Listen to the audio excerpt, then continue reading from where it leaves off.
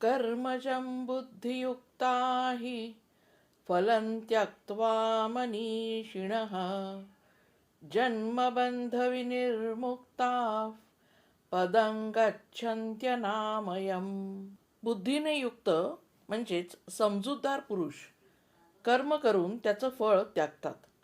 अशा प्रकारे ते कर्मफळाच्या बंधनातून म्हणजे जन्ममृत्यूच्या चक्रातून मुक्त होऊन दुःखरहित स्थिती प्राप्त करतात.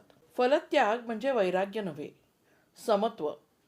मानसशास्त्रानुसार जेव्हा आपण कामाचं फळ यश, अपयश, कौतुक, टीका यावर अवलंबून राहत नाही, तेव्हा मन स्थिर, शांत आणि कमी तणावग्रस्त राहतं. आपण कर्म करताना जर पूर्णपणे जागरूक राहिलो, परिणामाची भीती किंवा अपेक्षा न ठेवता, तर मन वर्तमान क्षणात राहतं. यालाच आपण सजग मनस्थिती म्हणू शकतो. जेव्हा आपण मी केलं, माझं झालं नाही अशा अहंकाराच्या भावनेने गुंततो, तेव्हा भावनिक ताण, अपराधगंड आणि असंतोष वाढतो.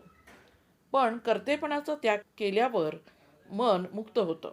जन्मबंधन हे प्रत्यक्षात भावनिक बंधनांचं प्रतीक आहे. जिथे मनात दोष, भीती, ईर्ष्या, स्पर्धा, अपराधभाव राहत नाही, अशी मनःशांती म्हणजेच अनामय पद म्हणजेच मानसिक आरोग्याची सर्वोच्च स्थिती. थोडक्यात जर सांगायचं झालं तर कोणतंही काम मनापासून करायला हवं, पण परिणामावर चिकटून राहता कामा नये. मी माझं कर्म करत आहे, बाकीचं ईश्वरावर, निसर्गावर सोपवतो. जे घडेल ते स्वीकारण्याची तयारी ठेवली पाहिजे.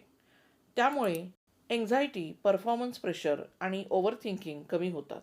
श्रीकृष्णार्पणमस्तू.